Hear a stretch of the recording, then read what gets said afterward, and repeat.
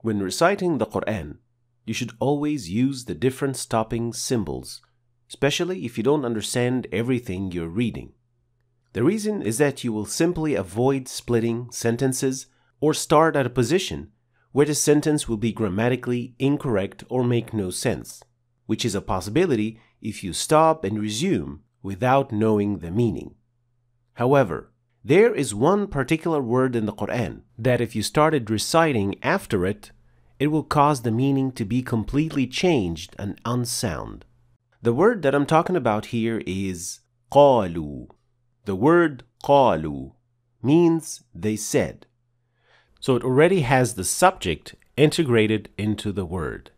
And after almost every mention of it in the Quran, we see that Allah tells us something that a certain group of people had said. This means that these words that come after are not directly addressed to us, but it is mentioned as part of a story or a parable that we can learn from. The problem is that in many cases, after the word قالوا, a new sentence starts. So grammatically speaking, it is a complete sentence. But isolating the sentence after قالوا will give the impression that this is a separate statement that Allah is addressing to us, rather than being part of a different context that Allah is telling what a group of people is saying. To understand this better, let us see the first example. لقد سمع الله قول الذين قالوا إن الله فقير ونحن أغنياء. In this ayah, Allah is telling us about what a group of people, the Jews in this case, who said, Allah is poor and we are rich. Now, if you have a short breath and you had to stop after the word Allah here, لقد سمع الله قول الذين قالوا إن الله, and then you wanted to repeat the two words before you stopped, you will end up reading إن الله فقير ونحن أغنياء, which on its own will sound like you started a sentence that has this unsound meaning. This is definitely not the intended way to read the ayah, and it is not a meaning that Allah is addressing to us directly. In fact, if you read further, you will see the symbol of meme to indicate where their words end and separate it from what Allah is saying about them afterwards. سنكتب ما قالوا وقتلهم الأنبياء بغير حق.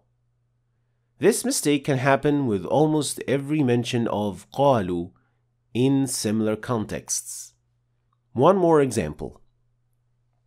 الذين قالوا إن الله عهد إلينا ألا نؤمن لرسول حتى يأتينا بقربان تأكله النار. The same thing must be avoided here too. If you started reading after the word قالوا, you will turn something that is part of a story into a separate statement in the Quran without its proper context. So here, never start at the word إِنَّ اللَّهَ عَهِدَ إِلَيْنَا. It would sound as if it is a separate statement that is directed to us, which is not correct, of course. So what is the solution? Well, simply do not start reciting after the word قالوا, and if you have to stop at the word قالوا, make sure to recite it again before going to the statement after it, to show that this sentence is part of a certain context and not a separate statement. Like that. لقد سمع الله قول الذين قالوا إن الله قالوا إن الله فقير ونحن أغنياء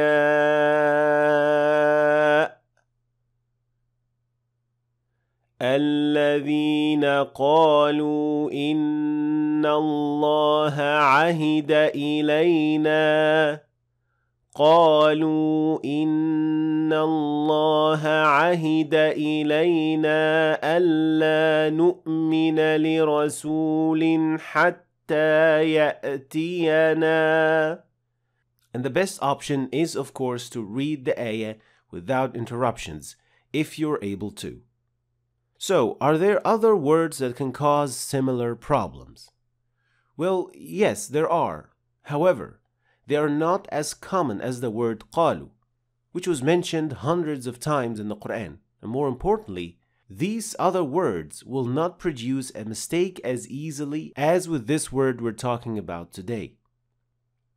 Like the words qala and qalat, they can also cause a similar problem. وَقَالَتِ الْيَهُودُ يَدُ اللَّهِ مَغْلُولَةٌ.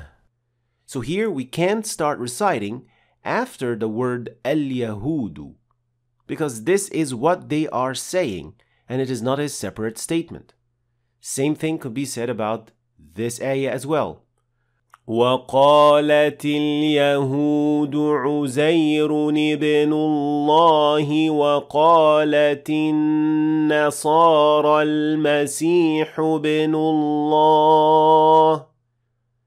Here, if you started reciting at this position, you would make a claim that is completely false and cannot be taken out of its context. But again, since with these verbs, the subject is a separate word, it is less likely that this mistake can happen in this position. Finally, if you want to learn more about proper stopping and resuming in the Quran, you should first learn the Quranic symbols, which you can learn through this lesson, or this lesson if you use Urdu or Turkish Mus'haf. Afterwards, you should follow these 3 lessons to get more information about the rules and techniques of stopping and resuming in the Quran. I will leave all the links for these lessons in the description. I've also attached an infographic poster for a quick look on the topic that you can follow and come back to easily, inshallah. You can download it from the links in the description. Thanks for watching. If you want to start your journey to learn the Tajweed of the Quran, you can click on this link. And if you want to understand the Quran in Arabic, then you should click on that link. And finally, I hope you've learned something new today, and I will see you next time.